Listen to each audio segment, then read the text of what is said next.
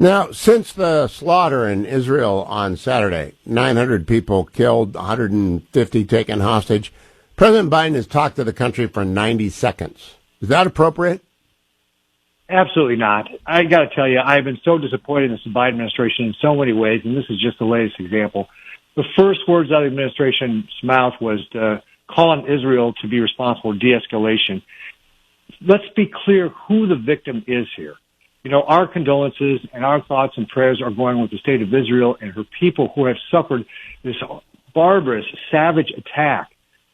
The Hamas they're terrorists, and they have murdered grandparents at bus stops. They have raped women. They have kidnapped children.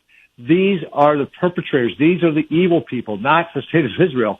Israel is defending itself and needs to fight against these people, and they need to have our support. We should have the only thing that should be coming out of the administration right now is Israel. What do you need? We stand with you, and the lack of attention from this is really, really disappointing. If the Biden administration won't act, I can tell you the U.S. Congress will, because I've already got my team working on an amendment to defund the Palestinian Authority. Marshall Blackburn from Tennessee has got a letter going to the administration to stop the $6 billion that the Biden administration allowed to be transferred from South Korea to Qatar, intercept that before it makes it to Iran.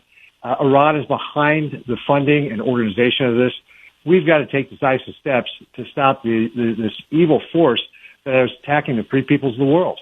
Yeah, and I agree. That's why I hope you see Tuberville in the hallway and you say, Senator, now is not the time to make this point. Let me go to the border, if I can, Senator Ricketts, because Admiral Stab Reedus just pointed out to me, I asked him if he thought Iran was aware of our open southern border. He said, well, Hamas is too. And if Hamas is willing to cut through chain fences and risk getting killed, they're willing to walk through the Darien Gap and walk through a border.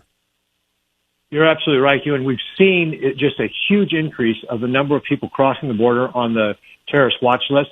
Just a few years ago, it was in the single digits. This past year, it's been 151 people on it, and that's not counting the gotaways. So, and not just people potentially that are on the terrorist watch list, but I can tell you the number of Chinese nationals that is crossing the border is up over 400%. Our adversaries, again, know that the Biden administration is not defending our southern border, and my worry is they're taking advantage of it, just as you suggest, and we could be open to the same sort of attacks that Hamas has just perpetrated on Israel. They infiltrated Israel's border and were able to carry out these heinous crimes and kidnappings, and we're opening ourselves up to the same things by allowing our southern border to be open, where people could infiltrate and then potentially do us harm down the road.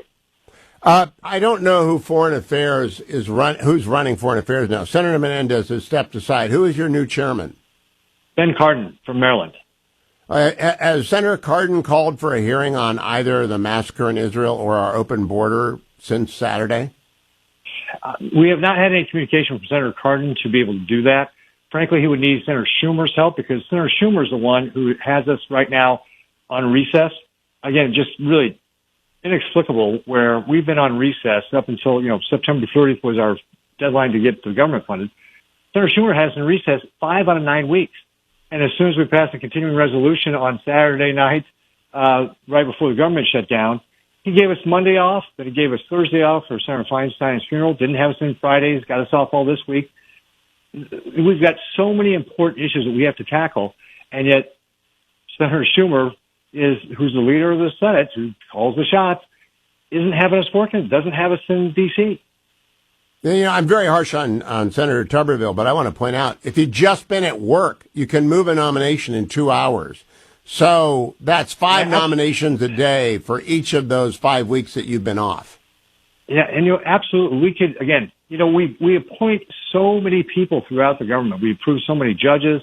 We approve so many people in administration. If we would actually work, we could actually, frankly, we could take these votes a lot faster, because you don't have to get 45 minutes between each vote. You can get these things done in 10 to 15 minutes if you really want to sit there. It would require all of us to be on the floor to get it done, but it has happened in the past. And frankly, after being governor in Nebraska and seeing what a real legislative body does in the Nebraska legislature, we can be on the floor and get the people's business done if Schumer will just say, hey, we're going to get this stuff going. Like most Americans work Monday through Friday, not the U.S. Senate. We come in maybe Monday or Tuesday, leave on Thursday, And that's because that's the way Schumer wants it. He doesn't want us getting work done. Is there any urgency, Senator Ricketts, about the world situation right now? Because I do believe we are on the brink, certainly of a war in Gaza, maybe with a war in Lebanon, and perhaps a war with Iran. And I would expect everyone to be there and talking about what do we do. Is there any sense of urgency? Absolutely. On the part of some Republicans, there are. When Senator Schumer gave us all this time off, I organized a letter quickly to send to him and say, hey, just kind of what I told you. Most Americans work, I know it was a crazy idea, work Monday through Friday. Leader Schumer, call us into session. Keep us here Monday through Friday at the very least so we can get the work that people done, for example, passing the 12 appropriations bills that passed government. And a number of my Republican senators signed on board with that as well. But again, the first thing Schumer did is he headed off to China and didn't call us back into session.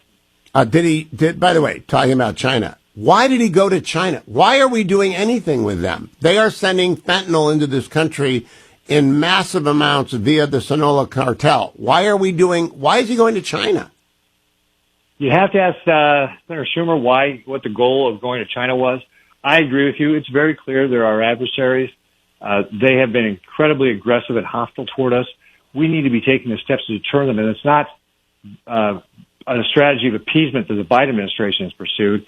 It's got to be a strategy of strength. It means we've got to start taking concrete actions to push back on them, and sitting down and talking with them is not going to get the job done.